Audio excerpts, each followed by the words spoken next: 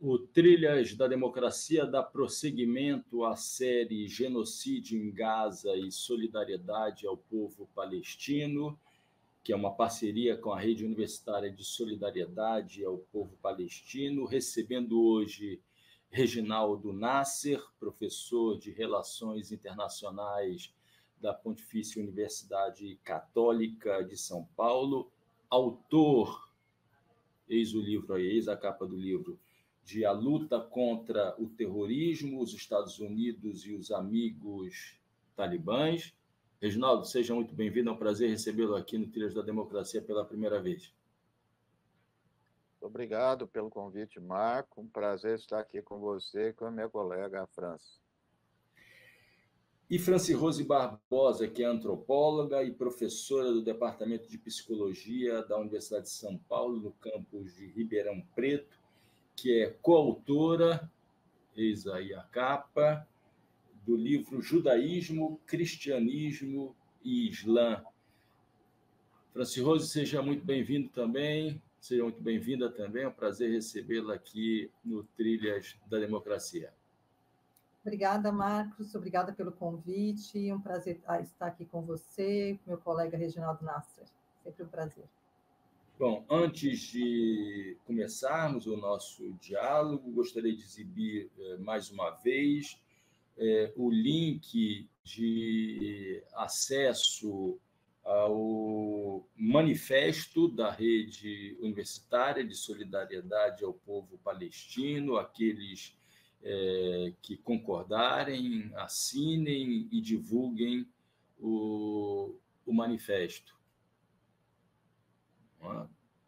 Vou deixar um tempo aí, enquanto eu formulo a primeira pergunta ao Reginaldo. Reginaldo, você escreveu um artigo para o Opera Mundi, em 27 de fevereiro, analisando criticamente as analogias realizadas entre os ataques da Al-Qaeda às Torres Gêmeas em Nova York, 11 de setembro de 2001, e os ataques do Hamas ao território de Israel em 7 de outubro de 2023, dizendo que dessa analogia teria surgido o discurso de que Estados Unidos e Israel seriam ambos vítimas do terrorismo e ato contínuo, deveriam seguir juntos.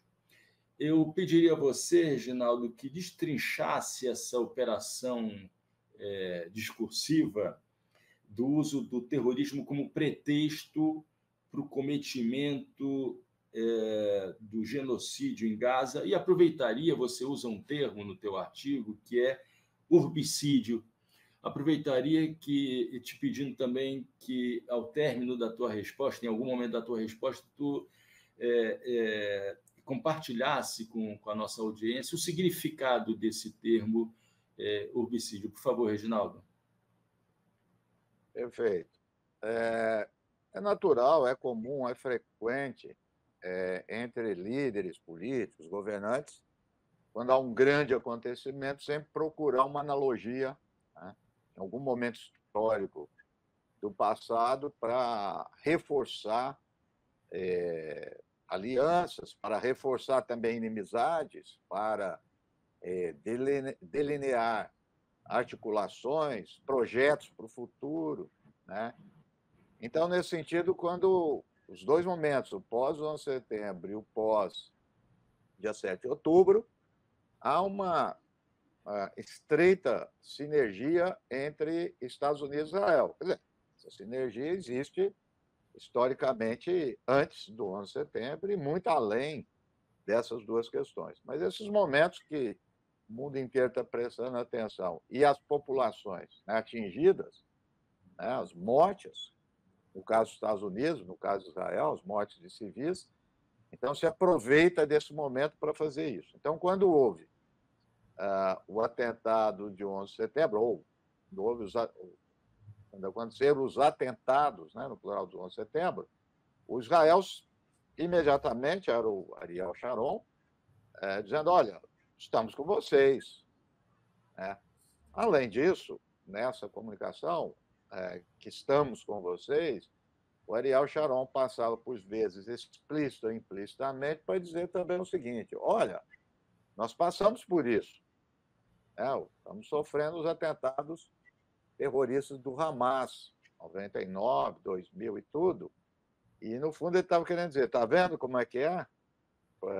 Por vezes vocês nos criticavam e tal, é assim, como que nós devemos estar. Então, portanto, o Ariel Sharon convergia e disse, tem um inimigo comum, nós temos um inimigo comum. Esse inimigo comum, na terminologia deles, discordo profundamente disso, mas na terminologia deles, que é o terror islâmico.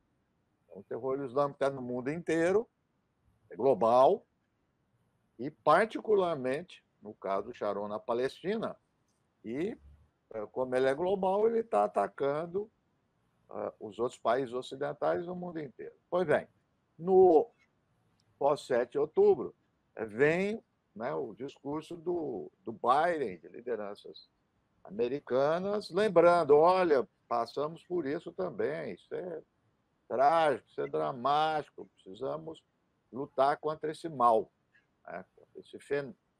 Que aí é interessante, não é a luta apenas contra o Hamas, é a luta contra o mal global, né, porque a luta é global. Então, acabaram, né, convergindo, né, essas questões. Mas a questão, ela não é só discursiva, né?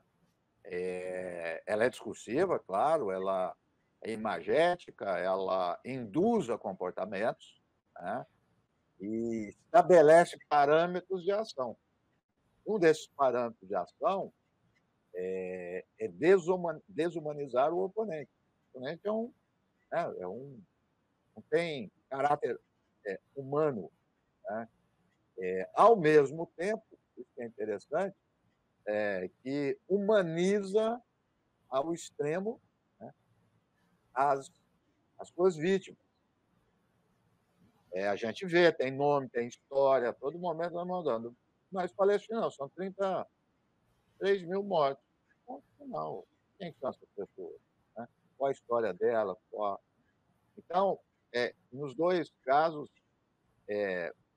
acontece isso. Mas, como eu estava dizendo, vai além do discurso, porque materialmente, quer dizer, os Estados Unidos financiam Israel há muito tempo, bilhões e bilhões de dólares.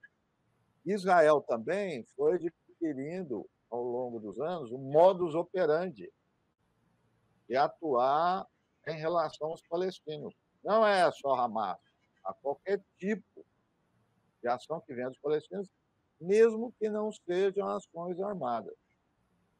Israel tem um background nisso e criou o que se chama tecnologia de segurança, é um complexo, não é só são armas, mas são também a forma de agir e tal, em situações urbanas, em centros urbanos, com alta densidade populacional, né, e um convívio comum. Então, não é arma especificamente de guerra clássica, né? A identificação digital, os checkpoints, né?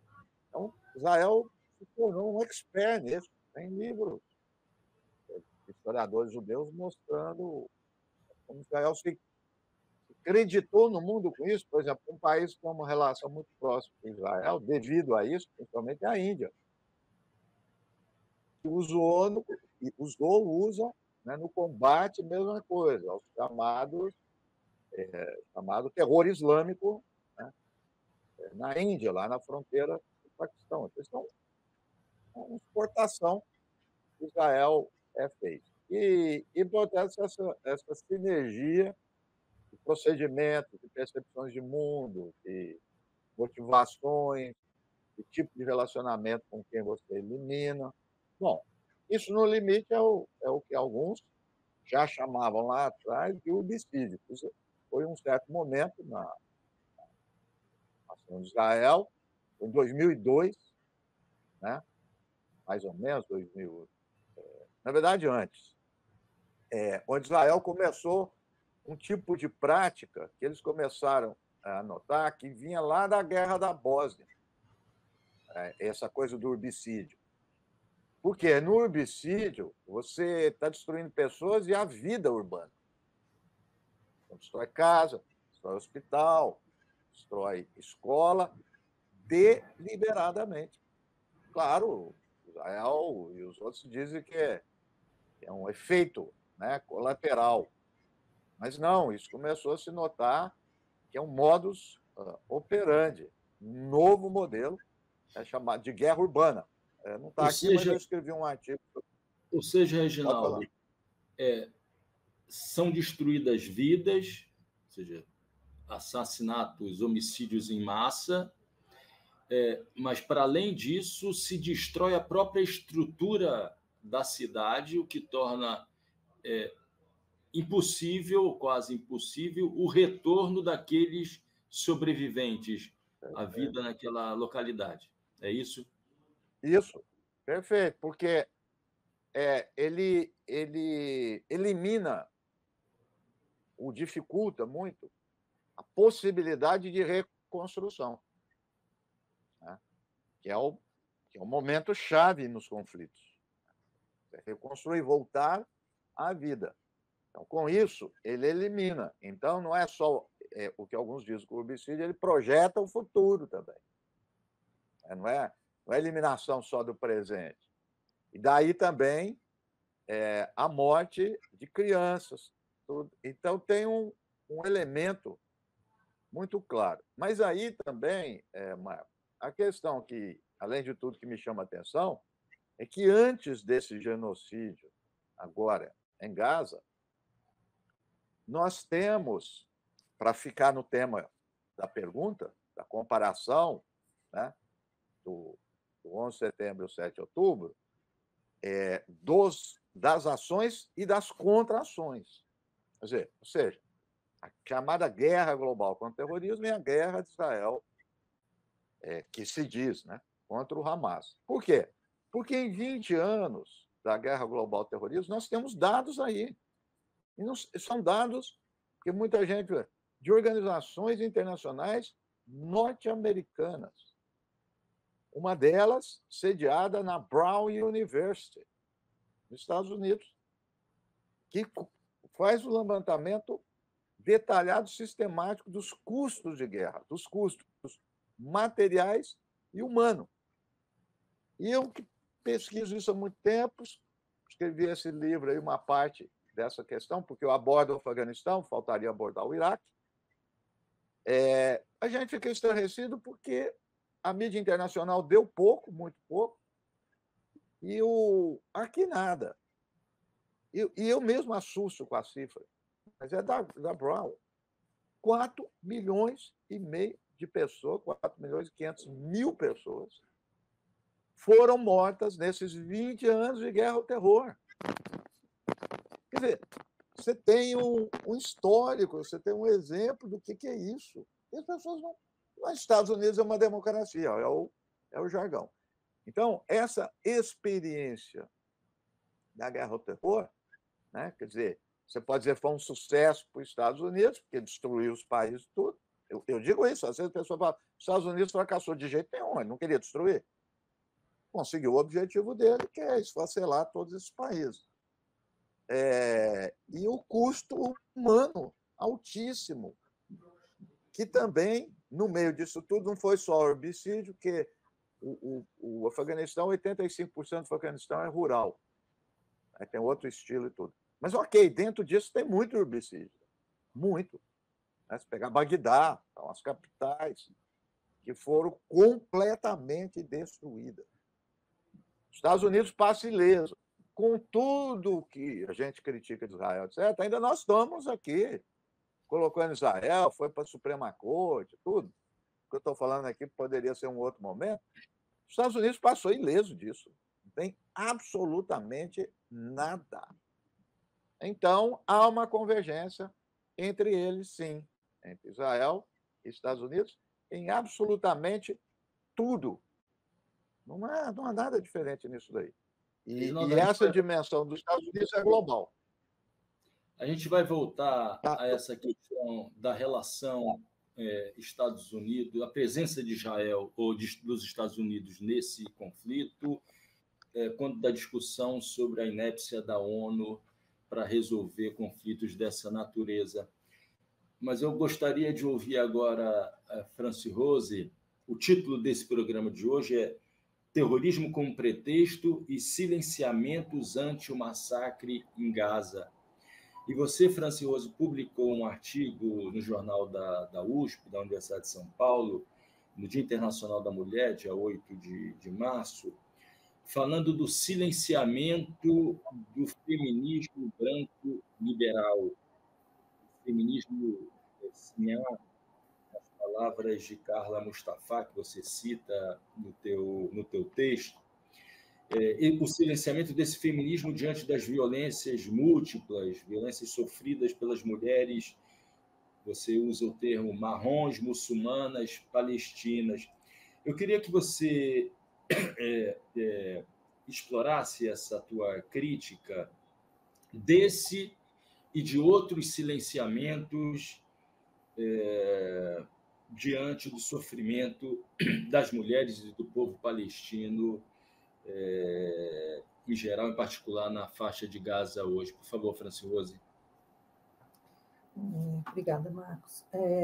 Então, esse texto ele foi muito mobilizado pela angústia que eu venho sentindo, já não é de hoje, né, que eu critico isso. Na época do Talibã, né, o próprio Reginaldo está aqui para comprovar, muitas mulheres ditas feministas colocavam imagens, textos da Simone de Beauvoir, com imagens do que era o Afeganistão antes e pós-Talibã, e dizendo libertai as mulheres, tirem as burcas das mulheres. Aquele mesmo discurso do 11 de setembro, né, da Laura Bush, dizendo que agora as mulheres no Afeganistão poderiam tirar suas burcas, que elas estavam livres e tudo mais. Então, isso é um debate que eu venho fazendo muito tempo com esse feminismo branco, porque a gente sabe que, historicamente, os 20 anos de intervenção, para dar o exemplo do Afeganistão, dos Estados Unidos, nem todas as mulheres tiraram suas burcas, né? Então, assim, e aí uma coisa que eu venho pautando sempre, o problema em si não é a vestimenta. Há outros problemas do epistemicídio feminino, e quando eu escrevi esse artigo, já tinha batido 9.000 mulheres assassinadas pelo Estado de Israel. Hoje, eu vendo um documento, nós já estamos em 10.000 mulheres assassinadas. Então, e eu não vi nenhum pronunciamento. Na época do Afeganistão, eu ainda via as mulheres falando contra o Afeganistão, que era um país horroroso, e essa coisa, assim, o Afeganistão é um país horroroso e o Talibã é horroroso, mas os Estados Unidos é o bacaninha, é o liberal, é aquele que permite que as mulheres sejam como elas quiserem ser, e não é bem assim a história, né? Então, a gente começa a olhar muito claramente para esses movimentos, como é que esses movimentos são estruturados.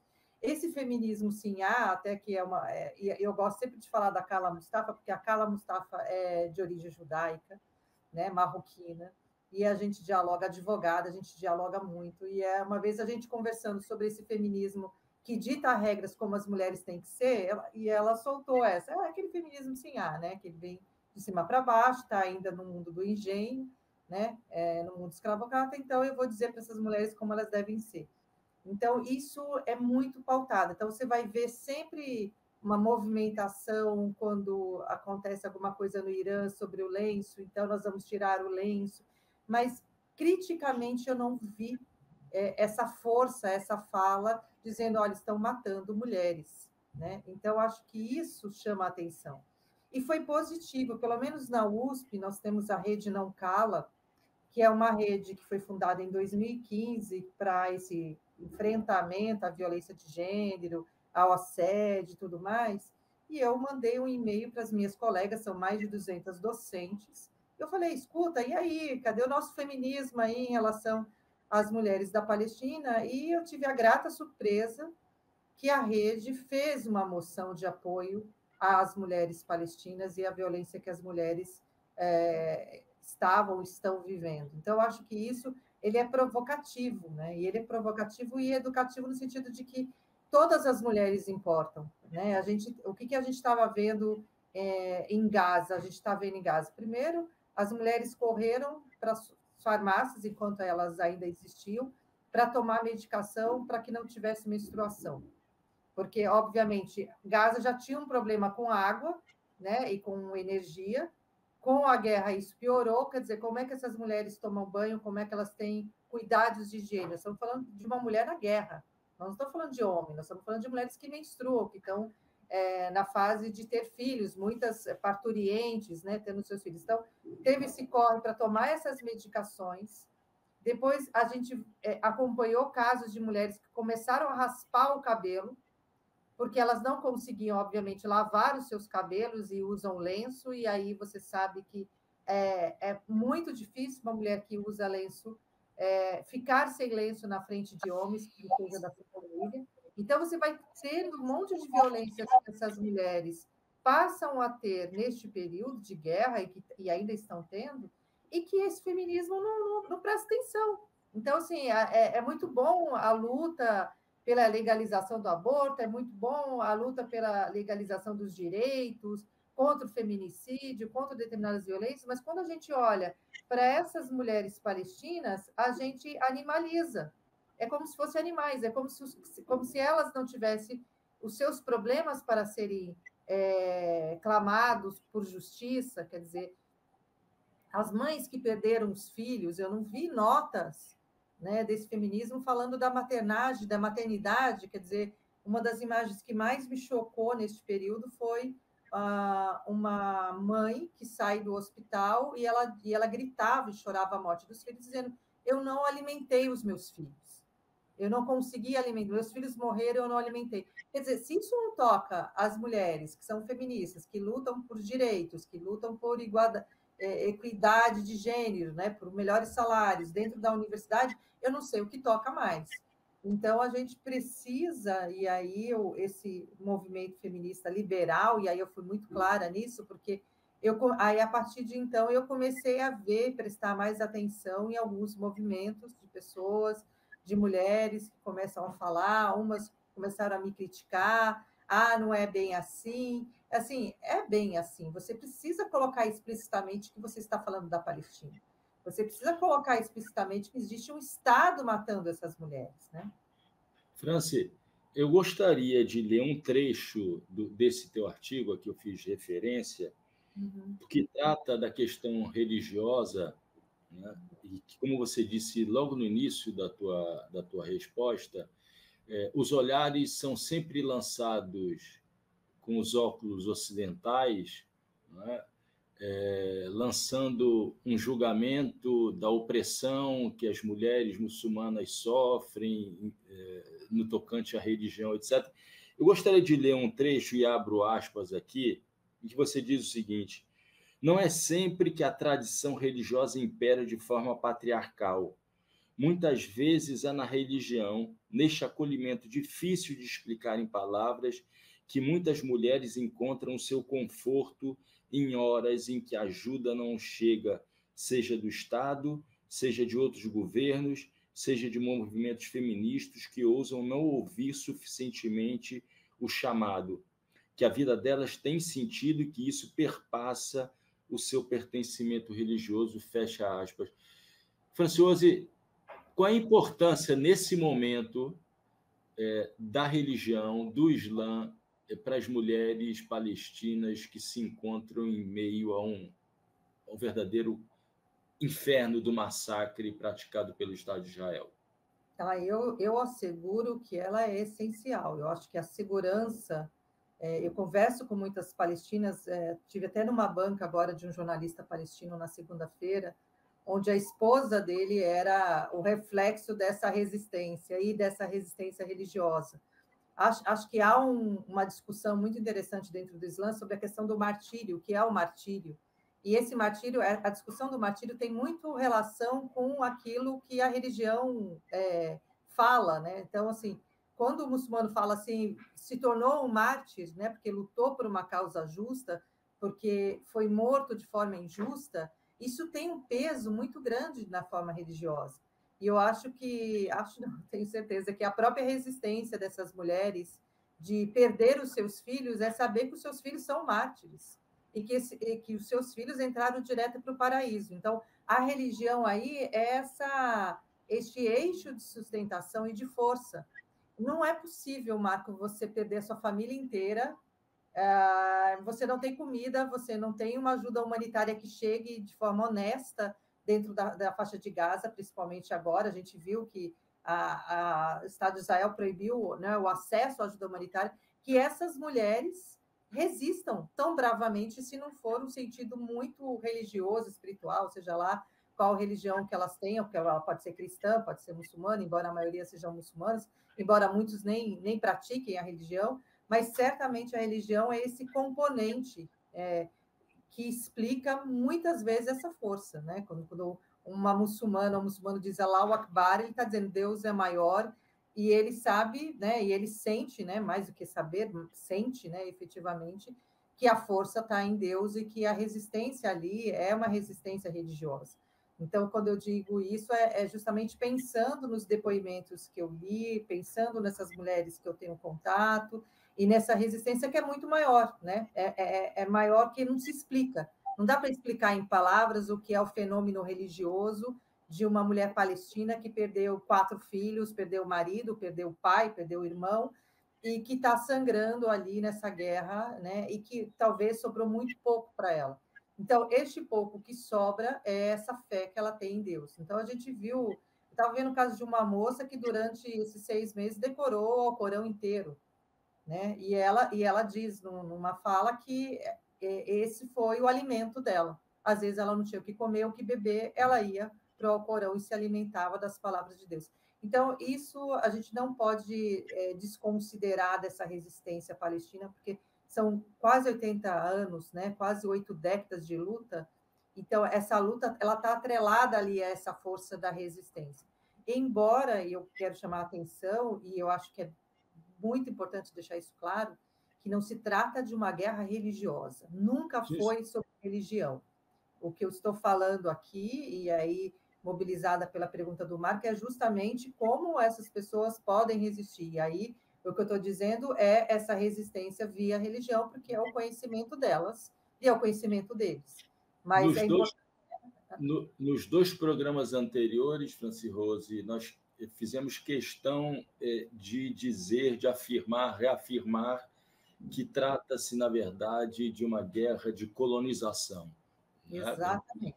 É importante que as pessoas que estejam nos assistindo saibam disso e falem sobre isso, porque fica num discurso muito fácil dizendo que é uma guerra entre judeus e muçulmanos, e não tem nada a ver, mesmo porque antes da própria colonização, se a gente for olhar historicamente, os povos do livro, né, que a gente, por isso que eu até falei do livro aí, que eu pedi para você mencionar, o cristianismo, o judaísmo, o islã, em Jerusalém, eram grupos que se relacionavam, né? Então, se você pegar na Síria a mesma coisa, se você pegar no Líbano a mesma coisa, se você pegar referências históricas, você vai ver que no Eid, por exemplo, a festa islâmica muçulmana, você tinha cristãos, você tinha judeus e vice-versa. Então, aquela convivência boa sempre existiu. Então, a gente tem que colocar esse processo de colonização desse grupo muito forte, né?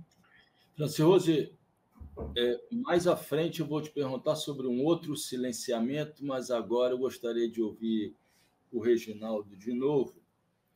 Reginaldo, há tempos você critica a inépcia da ONU, né?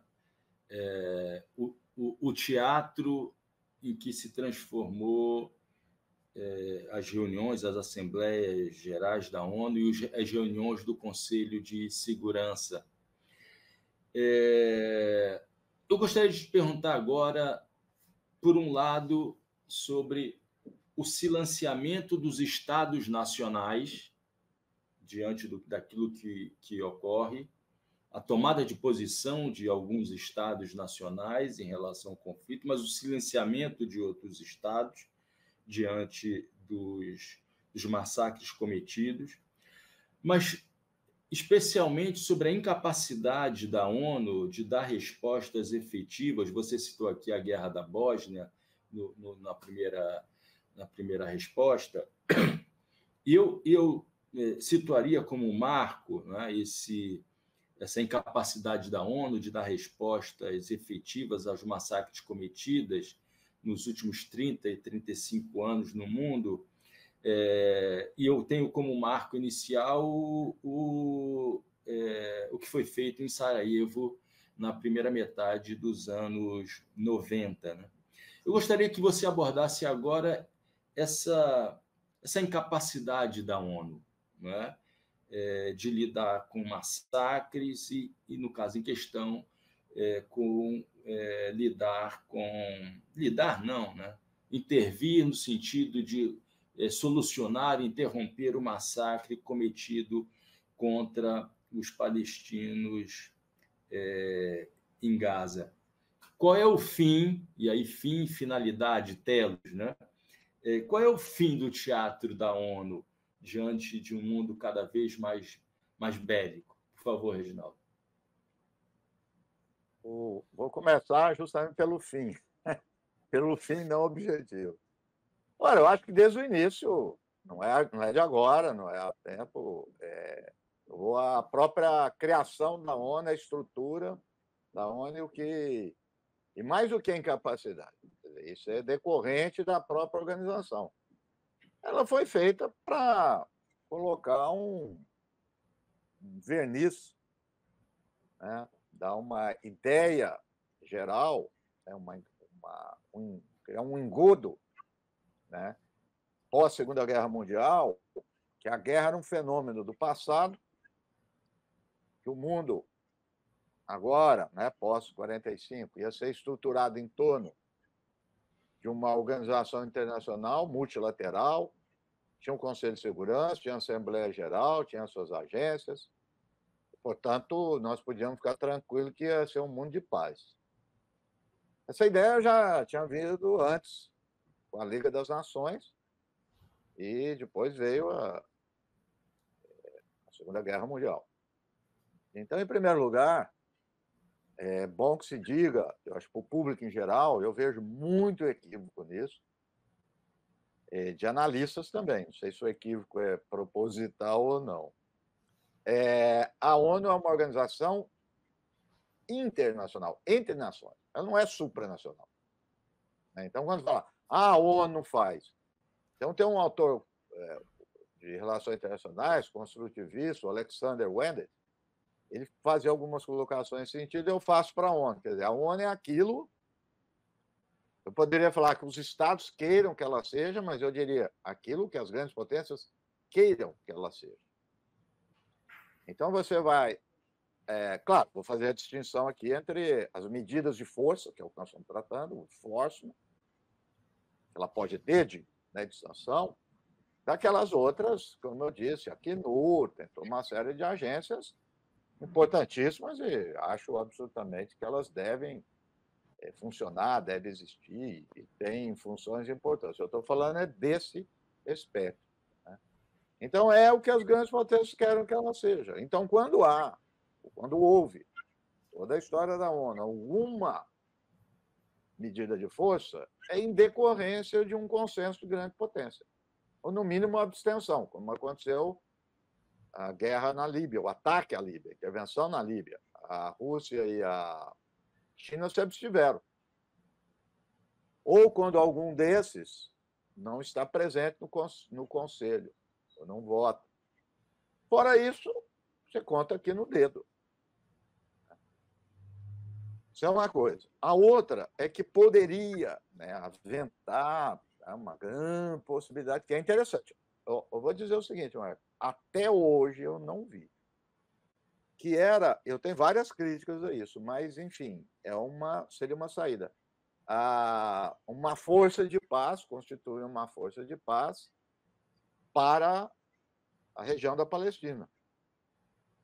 Nunca ninguém fez isso. Não é que foi vetado. Nunca ninguém. E por isso, quando o Brasil estava lá na presidência, eu achava que até simbolicamente ia ser vetado, levantasse isso. Seria sensacional, porque ninguém levanta. Levanta para o Haiti, levanta para tudo quanto é lugar do mundo e a gente vai lá. Mas por quê? Porque tem Israel. E aí o caso de Israel não é só os Estados Unidos. Vou voltar a isso aí. Então, uma primeira questão é essa. A outra que começa a colocar é assim, precisa democratizar a gente ouve muito. O Conselho de Segurança da ONU, o Brasil precisa estar presente, né? E também se critica o veto. Há o veto, tal. Olha, não sei se as pessoas perceberam que a última que foi votada não teve veto. Foi aprovada a resolução com a abstenção dos Estados Unidos. E qual a consequência disso? Nada. Então, não é aprovar em Conselho de Segurança. Isso é uma... A questão é posterior. Quem está disposto a implementar uma medida e enviar força? Aí que eu quero ver. Aí são os Estados. A ONU não tem força. Quem tem que enviar são os Estados. Os Estados vão enviar força militar, se for aprovado, para a região da Palestina. Então, o senhor tem uma frase pouco citada que eu adoro. Quem quer os fins, quer os meios. Eu quero fazer cessar fogo. Não é com declaração. Não é com boa vontade.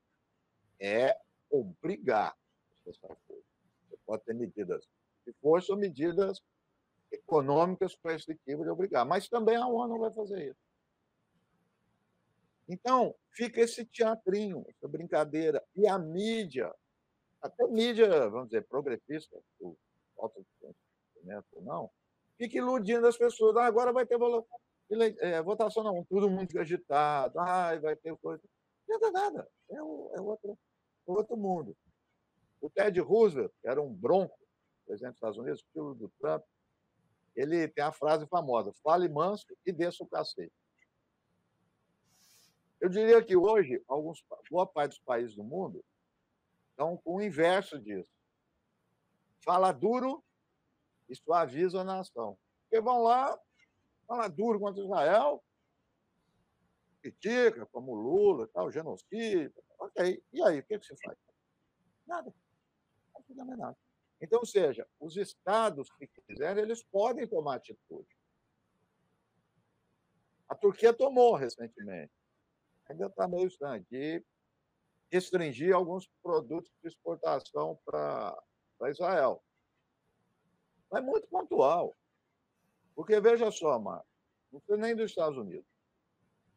Se alguns países, principalmente os governos árabes, as monarquias do Golfo, e os países do mundo, resolverem amanhã sancionar Israel economicamente, pode saber que tem cessar-fogo.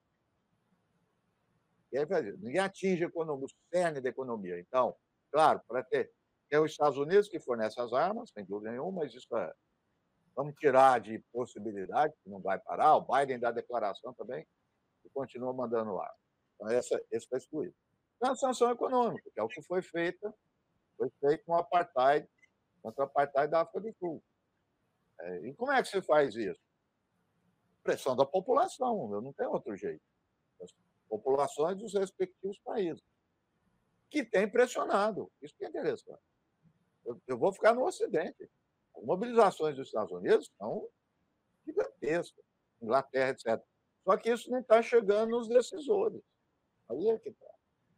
Os decisores estão... Eu estou falando do campo progressista.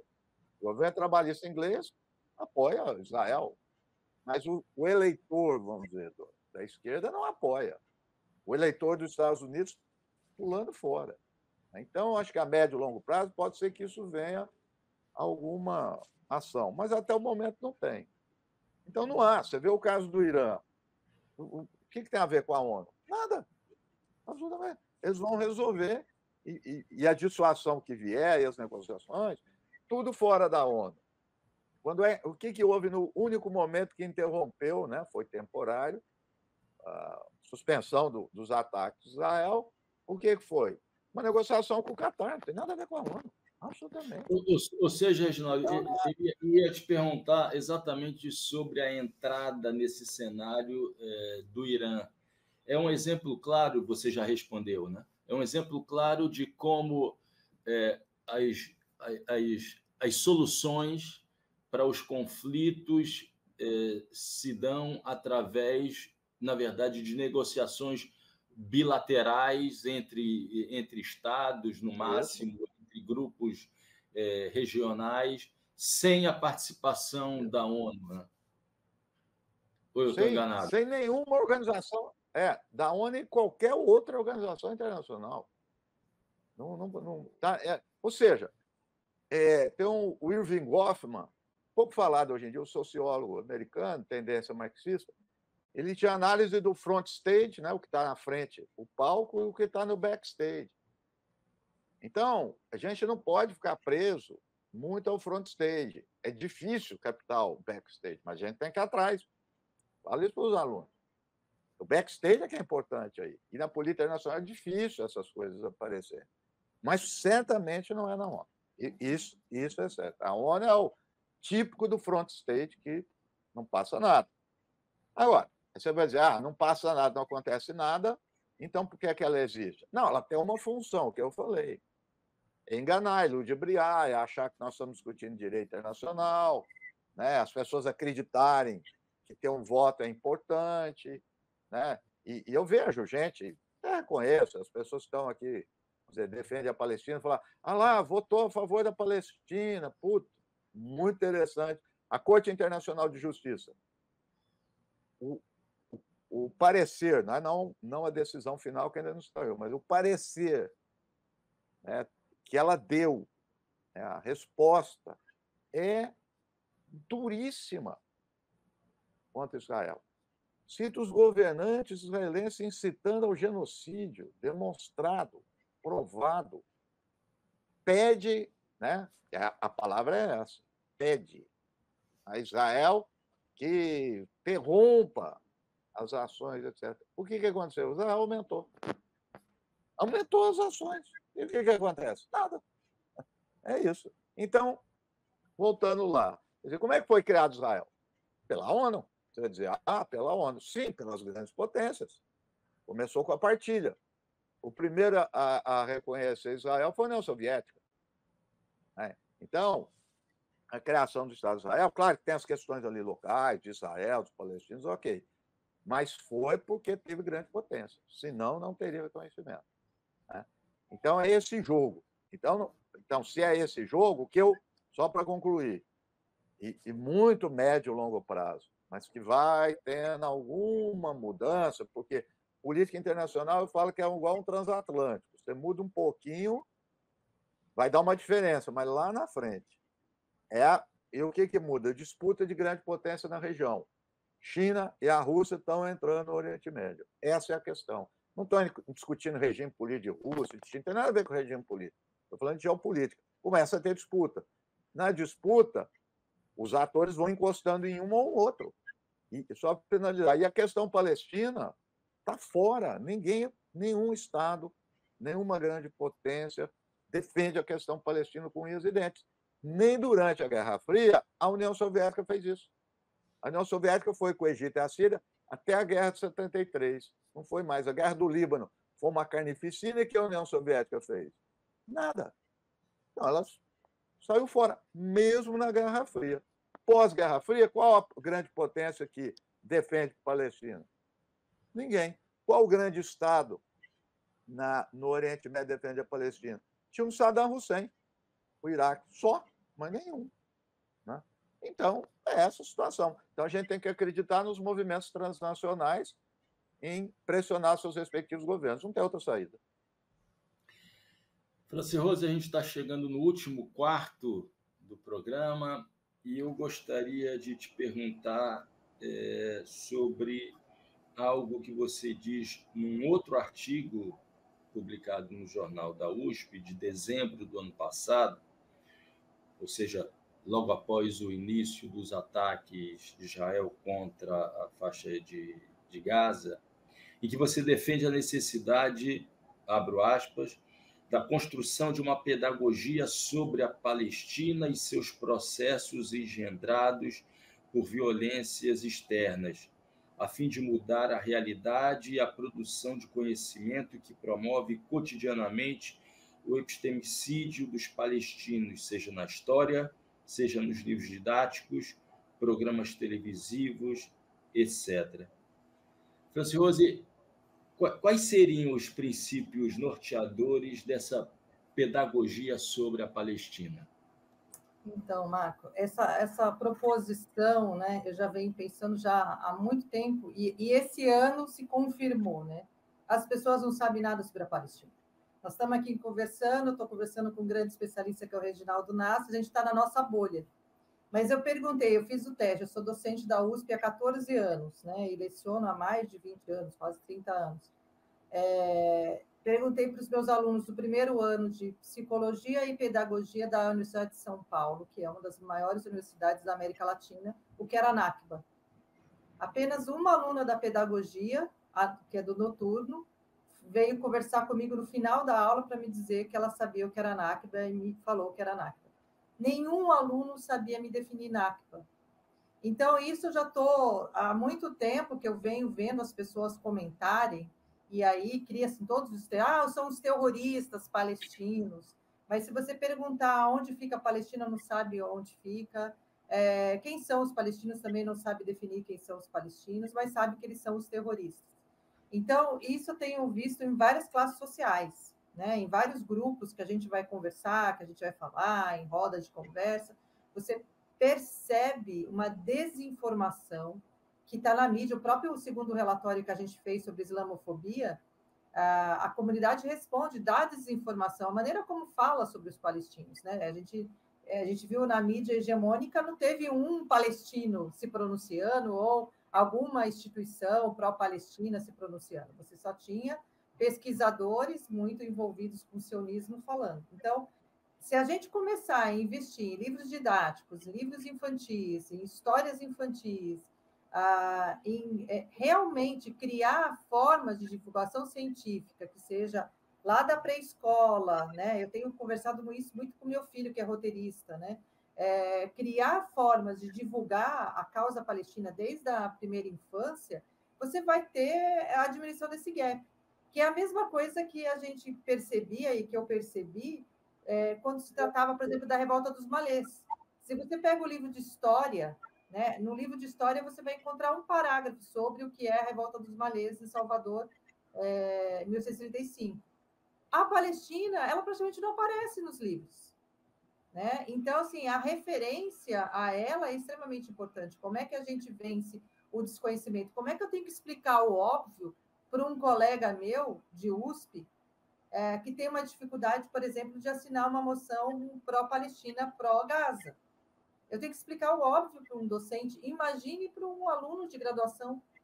Então, eu acho que há um epistemicídio sobre a história da Palestina, há um epistemicídio do saber, há um epistemicídio, né, da vida palestina. Então, essa pedagogia, na verdade, a pedagogia da Nakba, você não se fala, por exemplo, sobre uma pedagogia do Holocausto, você não há um investimento sobre o que foi o Holocausto, que é uma tragédia humana, né? A gente precisa também investir numa pedagogia que se fale do sofrimento do palestino e sobre a causa palestina, sobre a história da Palestina. Então, quando eu vou falar, por exemplo, da história palestina, do que era a Palestina antes, do que era a Palestina histórica, o que é a Palestina agora, o que foi o Tratado de Oslo, que nunca foi cumprido absolutamente nada, o que foi a Guerra de 67, a Guerra de 6 Dias, o que foi a Nakba, essas pessoas elas não têm a menor noção. Outro dia eu pus aquele infográfico que vai mostrando como a Terra vai diminuindo. Uma pessoa no Twitter falou assim, você está mentindo, porque isso não existe. Porque existe um saber hegemônico também que está sendo divulgado. Existe o saber colonizador que está sendo divulgado, que está sendo ensinado. Então, eu acho que é um desafio para todos nós, né, que produzimos conhecimento, incentivar, principalmente esses jovens, a buscar conhecimento, a formar, escrever. Eu tenho uma aluna que fez uma tese de doutorado sobre os livros didáticos de história de fundações adventistas, como é que eles construíam a imagem de árabes e de muçulmanos. E é interessante a problematização que ela traz.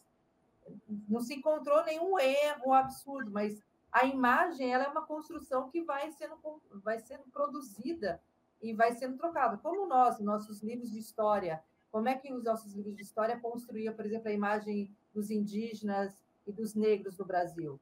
Né? Os negros eram os indolentes, os indígenas eram os preguiçosos. Essa é a imagem que nós consumimos quando a gente estava na escola. Então, eu acho que é importante a gente também incentivar leituras que falem deste povo, que falem dessas violências todas e que traga a cultura. A gente teve outro dia um debate grande falando sobre comida, né? E aí, determinado grupo dizendo, não, o falafel é nosso. Desde quando o falafel é seu, companheiro? Então, a gente precisa produzir conhecimento para dizer da onde que vem o falafel, da onde que vem essas comidas. Então, eu acho que você, né, de repente, lá o acarajé vira comida palestina. Então, eu acho que isso a gente precisa levar a sério. Eu acredito na produção do conhecimento. Algumas pessoas, elas estão empenhadas em outra coisa, né? Nós estamos empenhados em produzir conhecimento e trazer as fontes, trazer as referências bibliográficas, né? Colocar as pessoas nesse mundo. Não dá para ouvir, como eu ouvi essa semana, li, esse povo do Oriente Médio só faz guerra. Então, sabe, o dado que o professor Reginaldo traz aí de quanto matou os Estados Unidos, eu nunca vi essas pessoas dizer, olha, os Estados Unidos só matam pessoas. Quem explodiu Nagasaki e Hiroshima? Foi esse povo do Oriente Médio. Então, assim, eu acho que há muita desinformação. Então, se a gente construir essa pedagogia da Nakba, essa pedagogia palestina, eu acho que vai contribuir muito para os próximos. Eu vou entrar em sala de aula daqui a alguns anos, né? Espero que antes de me aposentar, que não está tão longe assim. Eu falei assim, alguém aqui sabe o que é Nakba? Alguém sabe? E esse aluno que está entrando na universidade saiba me responder. Ou que pelo menos saiba a origem do falafel, né? Marco, eu não sei se você vai colocar, eu queria comentar um pouco. Por favor. Fique à vontade. Rapidamente. Não, eu admiro muito o otimismo e o iluminismo da França. Eu acho que a minha idade, 35 anos, dando aula, e antes disso também militando palestina, eu perdi já a paciência. Acho importante, claro, estou dando aula, estou aqui para isso. É o que a França falou e que é fundamental. Mas tem um outro aspecto, porque, claro, são vários os grupos que a gente pode atingir ou não. A composição da sociedade.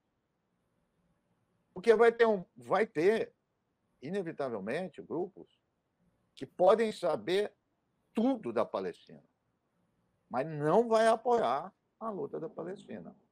O colega aí da França, que ela cita, e tem outros, ele sabe perfeitamente. Então, não é falta de conhecimento, é outra coisa. Aí a relação de poder. Então, qual é o custo de apoiar a Palestina e qual é o custo de apoiar Israel? O custo de apoiar Israel é mínimo, pelo contrário, é muita vantagem. Econômica, tudo. É super vantajoso. Palestina, não. Então, você tem, fora da questão aí do conhecimento, você tem os mecanismos de poder disso. Isso é um plano. O outro, aí sim, eu acho que influenciar é mais curto prazo. Nós, processo de médio e longo prazo, logo eu não vou estar entre aqui, então isso é nem para os meus netos. Mas influenciar quem decide. Aí é que é a questão. O Lula sabe. Estou pegando o Lula.